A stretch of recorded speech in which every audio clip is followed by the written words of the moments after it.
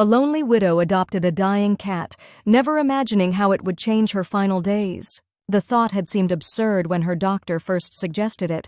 Getting a pet now, of all times. Margaret Porter had just been given 6 months, maybe 8 if the treatments worked. "What happens to it after?" she'd asked, her voice brittle as the autumn leaves outside the clinic window. She'd left the doctor's office with a prescription she wasn't sure she'd fill, and a pamphlet about a local animal shelter she was certain she would throw away. Yet 3 days later, the pamphlet remained on her kitchen table, dog-eared at the corner from where her fingers had repeatedly worried the edge while she sipped her morning tea alone. The house had grown too quiet since Edward passed. 4 years, and still she sat 2 places at the table some mornings before catching herself. 47 years of marriage left echoes that refused to fade. Their children called dutifully every Sunday, voices traveling across states and time zones, carrying news of grandchildren growing too quickly and lives moving forward while hers stood still. Margaret's fingers trembled slightly as she dialed the shelter's number, then hung up before the first ring completed. "This is ridiculous," she muttered to the empty kitchen. At 73, with terminal pancreatic cancer spreading through her like a slow-burning fire, what business did she have adopting anything? The second time she dialed, she let it ring. The shelter was a low, flat building that smelled of disinfectant and damp fur. Margaret clutched her purse against her side as a young woman with a bright smile and a name tag reading Jessie led her past kennels of barking dogs. "We have several older cats who need homes," Jessie said, her voice deliberately upbeat in that way people used with the elderly. "They're often overlooked, but they make wonderful companions." Margaret nodded, not trusting her voice. She hadn't told them about her diagnosis. What would be the point? They'd never give her an animal if they knew. The cat room was warmer, quieter. Jessie showed her several friendly cats that butted their heads against the cage doors, seeking attention. But Margaret's eyes were drawn to a small carrier in the corner, separated from the others. "What about that one?" she asked, pointing with a hand she willed not to shake. Jessie's smile faltered. "Oh, that's Rufus. He's not really up for adoption at the moment. He has advanced kidney disease. We're just making him comfortable." "He's dying," Margaret said. "Not a question." "Yes," Jessie admitted. "We don't expect he has more than a few months. We normally wouldn't keep a terminal cat this long, but he was a longtime companion to one of our volunteers who passed away recently. No one had the heart to, well, you know." She shifted uncomfortably. "Would you like to see one of the others?" "No," Margaret said firmly. "I'd like to see him." Jessie hesitated, then nodded. She opened the carrier and gently lifted out a thin orange tabby. His fur was dull, and he regarded Margaret with amber eyes that seemed too large for his gaunt face. She recognized the look in those eyes, the same one she saw in her mirror each morning. Awareness coupled with resignation. "Hello, Rufus," Margaret whispered, extending a tentative hand. The cat sniffed her fingers weakly, then pressed his head against her palm. Something shifted in Margaret's chest, a loosening of a knot she hadn't realized was there. "We're actually looking for a foster situation for him," Jessie explained. "Someone to give him a quiet place for however long he has left." Margaret stroked the cat's bony spine. "How do you do it?" she asked softly. "Do what?" "Care for something you know you're going to lose." Jessie looked at her thoughtfully. "I guess we just try to make the time they have matter." An hour later, Margaret left with a carrier, a bag of special food, medications, and a creature whose heartbeat was as numbered as her own.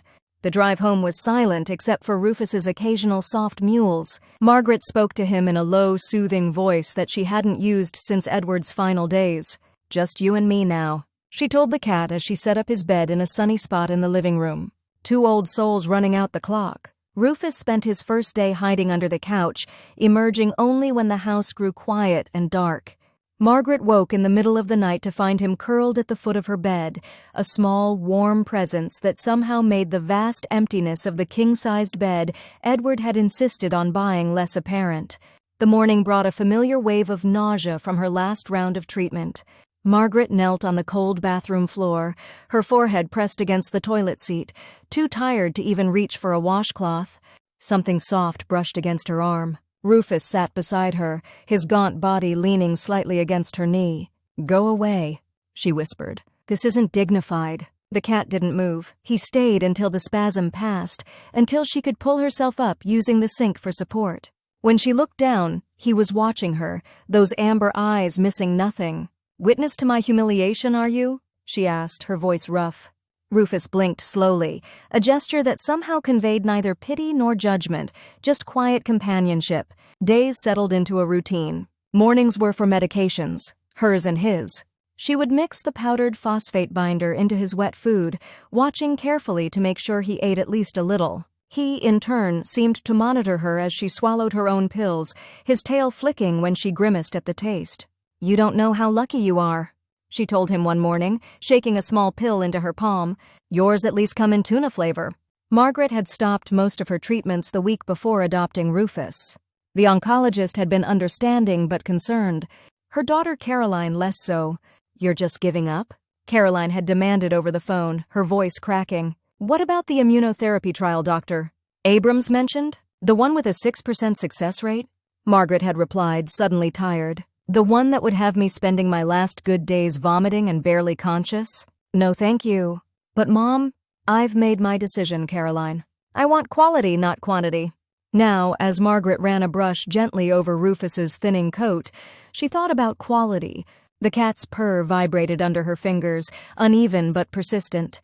Such a small pleasure, this connection, yet it anchored her to the present in a way nothing else had since her diagnosis. They formed habits together. She would read aloud from her novels in the afternoons, something she had stopped doing after Edward died. Rufus would listen from his place on the arm of her reading chair, occasionally reaching out a paw to touch her hand when she turned a page, as if to say, "I'm still here." "Continue." Margaret found herself talking to him, at first just small comments about the weather or the book she was reading. Later, deeper thoughts began to surface. "Edward always promised we'd travel after retirement," she told Rufus one evening as they watched the sunset from the back porch. "Paris, Venice, all those places we'd cut out of magazines and stuck on our dream board." Then his heart gave out 6 months after he turned in his office keys. Isn't that just like life? To dangle something wonderful just out of reach? Rufus's ears flicked toward her voice, his eyes half closed in contentment as she stroked under his chin. "I never told the children how angry I was about that. It wasn't Edward's fault, of course. But I was so angry, Rufus. For years I was angry at him for leaving, angry at myself for waiting, angry at time for running out." She sighed, watching as the last sliver of sun disappeared below the horizon. "What a waste of precious days." The cat stretched, his paws extending toward her as if in offering. Some days were better than others. There were mornings when Margaret felt almost normal, when she could make breakfast without needing to rest halfway through. On those days, she would take Rufus to the enclosed patio, where he could safely watch birds and feel the breeze through the screen. He never showed much interest in chasing the birds, content just to observe, his tail occasionally twitching when a particularly bold sparrow landed near the screen. "You're a philosopher, not a hunter," she told him, scratching behind his ears. "I respect that." Other days, the pain wrapped around her spine and squeezed until she could barely move. On those days, Rufus seemed to understand.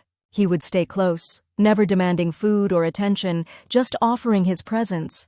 He would curl up on the bed beside her, his own frail body generating a modest heat that helped more than any heating pad. One particularly bad morning, when even swallowing water felt like an impossible task, she found herself weeping silently, tears streaming unchecked down her face and into her pillow.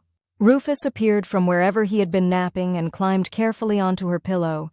With methodical gentleness, he began to lick the tears from her cheeks, his rough tongue a strange comfort against her skin. "Thank you," she whispered, reaching up to stroke his head despite the pain the movement caused. "You're a good nurse." It was after that day that Margaret made the decision to call Caroline.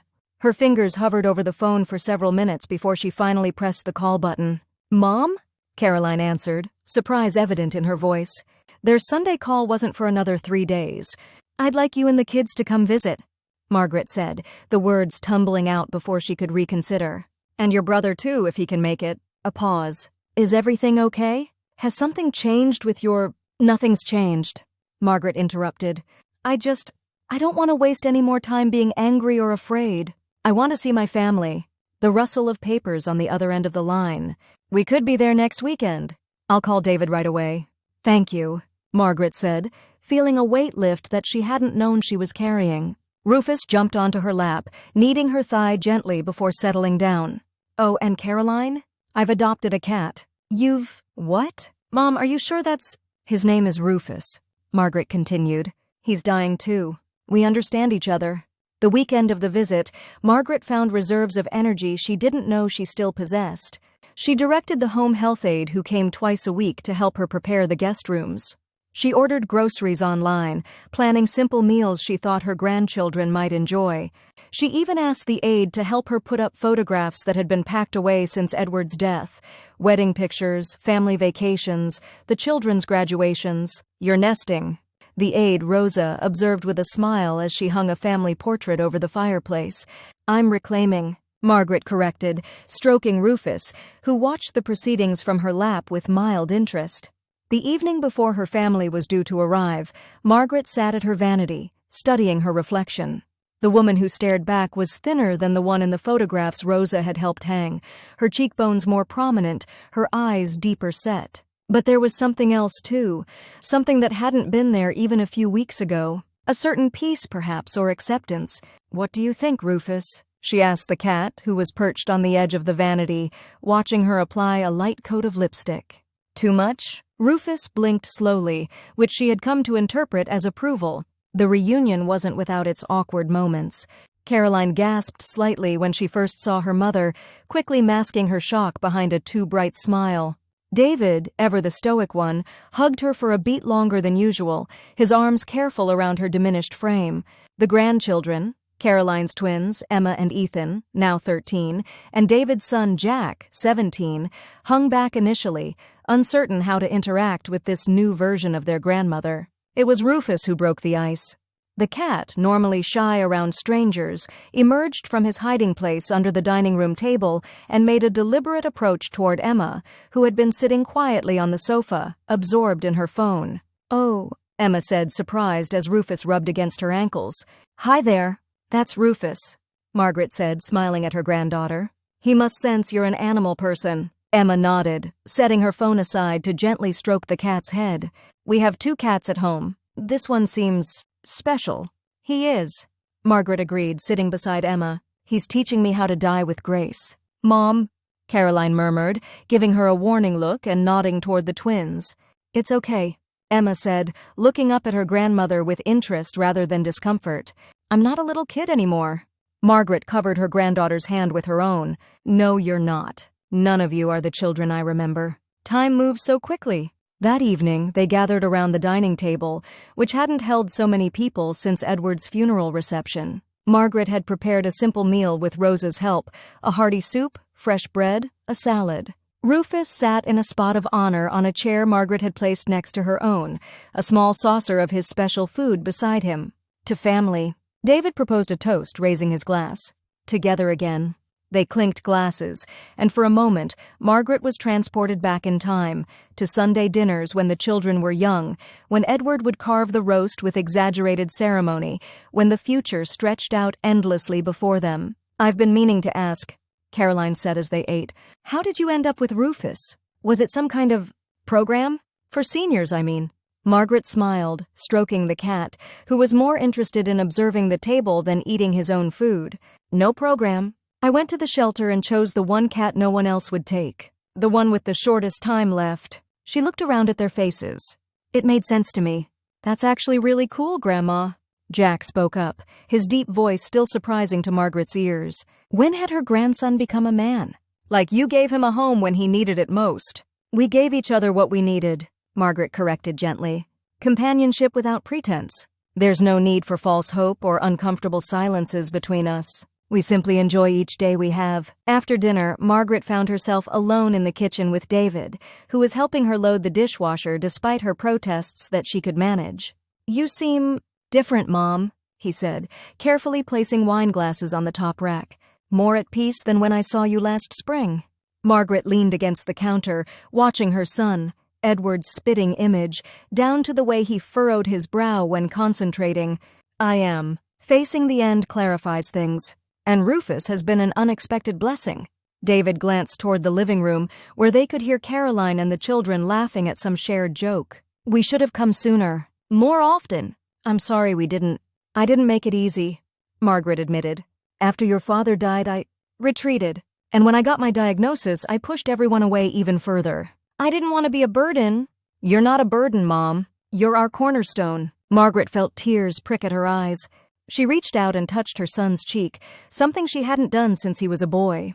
"Thank you for saying that. And thank you for coming now." The weekend passed in a blur of small, precious moments. Margaret taught Emma how to make Edward's famous pancakes, the recipe she had never written down but carried in her memory. She listened to Ethan practice the cello in the guest room, the same instrument she had played as a girl. She sat with Jack in the backyard, surprised and touched when he asked her advice about colleges, taking notes on his phone as she spoke. Through it all, Rufus was a quiet, constant presence, sometimes participating, sometimes observing from a comfortable perch. The family quickly adjusted to his place in the household, saving a spot for him on the couch during movie night, checking before closing doors to make sure he wasn't napping in a room. On Sunday afternoon, as they prepared to leave, Caroline pulled Margaret aside. "Mom, David and I have been talking. What if I took a leave from work? I could come stay with you for a while, help out." Margaret shook her head. "No, darling. I have Rosa coming in, and my neighbor Sarah checks on me almost daily. And I have Rufus." She smiled at her daughter.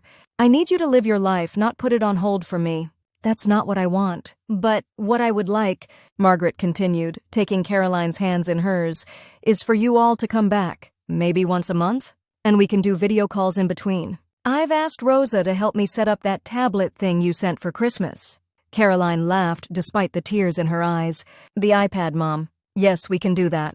We can definitely do that." After they left, the house felt different, not empty, as Margaret had feared, but somehow fuller, as if the echoes of their voices lingered in the rooms. She sank into her reading chair, suddenly exhausted but content. Rufus jumped onto her lap, his weight barely noticeable. He was eating less these days, and the medication didn't seem to be helping as much. The vet Margaret had found, a kind young woman who made house calls for terminal pets, had warned her that his time was growing shorter. "We had a good weekend, didn't we?" she murmured, stroking his fur. "They're good people, my family." "I'd forgotten that somehow." Rufus purred in response, the sound fainter than it had been even a week ago. The weeks that followed brought a new rhythm to Margaret's life. True to their word, Caroline and David arranged regular video calls. Margaret found herself looking forward to these digital visits, sitting with Rufus on her lap as her grandchildren shared stories about school, as Caroline showed her the garden she was planting, as David walked her through his workshop where he was building a canoe, a retirement project he'd started after her diagnosis. "Dad would love what you're doing with that canoe," she told him one evening, tilting the iPad so Rufus could see the screen too. "Remember how he used to talk about building one when he retired?" David nodded, his eyes crinkling at the corners just like Edward's used to. "That's why I started it. Feels like he's with me in the garage sometimes." Margaret understood. She felt Edward's presence more strongly now than she had in years, as if the veil between past and present, between the living and the dead, was growing thinner. As autumn deepened into winter, both Margaret and Rufus weakened. There were days when neither of them moved much from the bed, Margaret too exhausted and pained to do more than stroke Rufus's increasingly prominent spine, Rufus too frail to do more than press himself against her side. The hospice nurse who had replaced Rosa, a necessary upgrade in care according to Dr. Abrams, spoke in hushed tones with Caroline during her visits. "It won't be long now," Margaret overheard her say one day as Caroline walked her to the door. "Days, maybe a week or two. Is there anyone else who should be contacted?" Margaret closed her eyes, not wanting Caroline to know she'd heard. Beside her, Rufus stirred, pressing his cold nose against her hand. His kidney disease had progressed rapidly in the past week. The vet had gently suggested it might be time to consider euthanasia to prevent suffering. "Not yet," Margaret had told her, recognizing the irony of her position. For herself, she had signed DNR orders and refused extraordinary measures. For Rufus, she wanted every possible moment, as long as he wasn't in pain. "He'll let me know when it's time." That night, she woke to find Rufus struggling to breathe, his sides heaving with the effort. With shaking hands, she administered the emergency medication the vet had left, cradling him until his breathing eased. "Stay with me," she whispered, her tears falling onto his orange fur. "Just a little longer."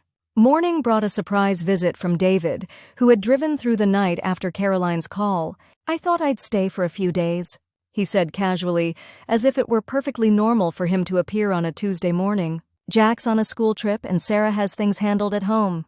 Sarah, his wife of 20 years, had always been understanding of the Porter family dynamics. Margaret didn't protest. She was too tired, and if she was honest with herself, too grateful for his steady presence. David moved through the house with quiet efficiency, preparing meals she could barely eat, handling the stream of medications for both her and Rufus, fielding calls from Caroline and the hospice nurse. 2 days after David's arrival, Margaret woke from a fitful sleep to find Rufus gone from his usual place beside her. Panic surged through her, giving her a burst of energy. "David," she called, her voice barely carrying beyond her bedroom door. "David." Her son appeared instantly, as if he'd been waiting just outside. "What is it, Mom? Are you in pain?" "Rufus," she managed. "He's gone." "Find him, please." David nodded and disappeared. Margaret tried to climb out of bed, but her legs wouldn't cooperate. She was reaching for her cane when David returned, his expression somber. "He's in Dad's office," he said.